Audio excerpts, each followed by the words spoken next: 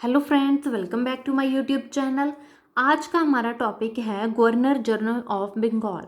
Previous video में हमने पढ़ा था गवर्नर्स ऑफ बंगाल के बारे में, ठीक है। उसके बाद क्या हुआ, 1773 में एक एक्ट आया था जिसके बाद इनकी पावर्स एंड पोजीशंस का चेंज हो गया था। जो हमारे लास्ट गवर्नर ऑफ बंगाल थे वो थे वॉरेन हेस्टिंग, एंड जो first governor general of Bengal थे वो भी वॉरेन हेस्टिंग थे, ठीक है। इतने सारे जो गवर्नर्स दिए हुए हैं, जो गवर्नर जनरल ऑफ बंगाल थे, उनका टाइम पीरियड दिया हुआ है। इन सबको हम डिटेल में डिस्कस करेंगे कि इनके टाइम पीरियड में क्या कुछ हुआ था, क्योंकि क्या क्या चीज़ें इस्टेब्लिश्ड हुई थी, क्या कुछ बना था, वो सब कुछ एग्जाम में पूछा जाता है।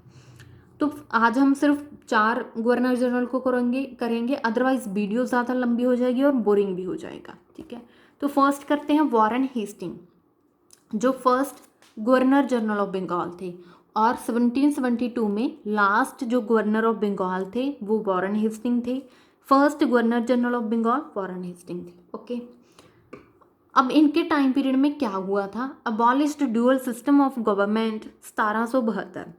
जो ड्यूअल सिस्टम ऑफ गवर्नमेंट था वो अबॉलिश हुआ था, ख़त्म हुआ था। और इसे स्टार्ट किसने किया था, रॉबर्ट क्लाइव ने, ओके। याद रखना है, ड्यूअल सिस्टम को स्टार्ट रॉबर्ट क्लाइव ने किया था और ख़त्म वॉरेन हेस्टिंग ने किया था। अब ड्यूअल सिस्टम क्या है, इस पे मैंने अलग से वीडियो बनाई है, आप चेक कर सकते हैं प्लेलिस्ट में। अदरवाइज आपको थोड़ा सा बता देती हूँ। डुअल सिस्टम का मतलब होता है कि दो सरकार का होना। एक तरफ ब्रिटिशर्स थे, दूसरी तरफ नवाब थे बंगाल में, ओके। ब्रिटिशर्स के पास क्या पावर थी, जो रेवेन्यू की, पैसे की, टैक्स की एंड आर्मी की, ठीक है, पुलिस की, वो सारी पावर ब्रिटिशर्स के पास थी। नवाब के पास क्या था, नवाब ने सिर्फ प्रजा को ऑर्डर में रखना था, डिसिप्लिन मेंटेन करना था, ये सब कुछ नवाब के पास था। मतलब जो स्ट्रॉन्ग पावर थी वो ब्रिटिशर्स के पास थी, ओके। तो ये था ड्यूअल सिस्टम। उसके बाद क्या हुआ, establish India is first supreme court at Kolkata. तो जो इंडिया की पहली फर्स्ट सुप्रीम कोर्ट कलकत्ता में इस्टेब्लिश की गई थी during the time period of Warren Hastings. Founded Asiatic Society of Bengal 1784 में। एशियाटिक सोसाइटी ऑफ बंगाल को with the help of William Jones found की गई थी। और इनके टाइम पे पिट्स इंडिया एक्ट 1784 भी आया था, ओके। आगे है social reforms 1781, Calcutta for Muslim education open first मदरसा। अब ये मदरसा क्या होता है, यहाँ पे मुस्लिम को एजुकेशन दी जाती है। जो मुसलमानों का स्कूल होता है, इंस्टीट्यूशन होता है, जहाँ पे उन्हें एजुकेशन प्रोवाइड की जाती है, उसे मदरसा कहा जाता है, ठीक है। तो फर्स्ट टाइम जो 1781 में कलकत्ता में मुसलमानों को एजुकेशन देने के लिए मदरसा ओपन किया गया था during the time period of Warren Hastings, okay. Banaras में संस्कृत कॉलेज ओपन किया गया था। फर्स्ट एंग्लो मराठा वॉर हुई थी जो 1775 से 1782 तक थी, ठीक है। ड्यूरिंग वॉरेन हेस्टिंग के टाइम पीरियड में ही हुई थी फर्स्ट एंग्लो मराठा वॉर। और इसका एंड हुआ था with the treaty of Salbai जो 1782 में हुई थी। सेकंड एंग्लो मराठा वॉर हुई थी 1780 से लेकर 84 तक, और ट्रिटी ऑफ मैंगलोर के साथ एंड हुई थी 84 में हुई थी ये भी, ओके। मतलब जो first second Anglo Maratha war थी वो वॉरेन हेस्टिंग के टाइम पे ही हुई थी, और इनमें ट्रिटी ऑफ सलवाई हुई थी एंड ट्रिटी ऑफ मैंगलोर हुई थी, ओके। और उसके बाद क्या हुआ, वॉरेन हेस्टिंग के ऊपर कुछ चार्जेस लगे थे, केस हुए थे रिश्वत के। उसके बाद इनका टाइम पीरियड ख़त्म हो गया और नेक्स्ट हमारे जो गवर्नर जनरल थे लॉर्ड कॉर्नवालिस, वो स्टार्ट हो गए, ओके। अब लॉर्ड कॉर्नवालिस का टाइम पीरियड 1786 से लेकर 93 तक है। इन्होंने क्या किया था, परमानेंट सेटलमेंट को स्टार्ट किया था बंगाल में। अब परमानेंट सेटलमेंट जिसे ज़मींदारी सिस्टम भी कहा जाता है, मैंने अलग से एक अच्छे से वीडियो बनाई हुई है रेवेन्यू सिस्टम में, जिसमें zamindari system, ryotwari system and mahalwari system, इन तीनों को अच्छे से डिटेल में डिस्कस किया है। आप वीडियो को चेक कर सकते हैं। जमींदारी सिस्टम में क्या था, एक जमींदार होता था, मीडिएटर होता था जो अलग से कमीशन लेता था, और जो किसान थे उनसे टैक्स इकट्ठा करता था और रेवेन्यू ईस्ट इंडिया कंपनी को आगे देता था, ठीक है। एज अ मीडिएटर काम करता था जमींदार। इसे परमानेंट सेटलमेंट कहा जाता है जो लॉर्ड कॉर्नवालिस के टाइम पीरियड में स्टार्ट किया गया था। नेक्स्ट है father of civil services in India, किसे कहा जाता है? लॉर्ड कॉर्नवालिस को। इन्होंने ही स्टार्ट किया था सिविल सर्विसेज का जो एग्ज़ाम था इंडिया में होना स्टार्ट हुआ था लॉर्ड कॉर्नवालिस के टाइम पीरियड पे। फर्स्ट जो आईसीएस ऑफ इंडिया था वो सत्येंद्र नाथ टैगोर जी थे। Okay, third Anglo Mysore war हुई थी जो, ठीक है, वो लॉर्ड कॉर्नवालिस के टाइम पीरियड पे हुई थी और इसका एंड हुआ था विद द ट्रिटी ऑफ श्रृंगापट्टनम जो 1792 में हुई थी। हमने एंग्लो मैसूर वॉर्स का भी सब जो 4 मैसूर वॉर्स हैं इनको भी डिस्कस किया है अलग वीडियो में। ओके,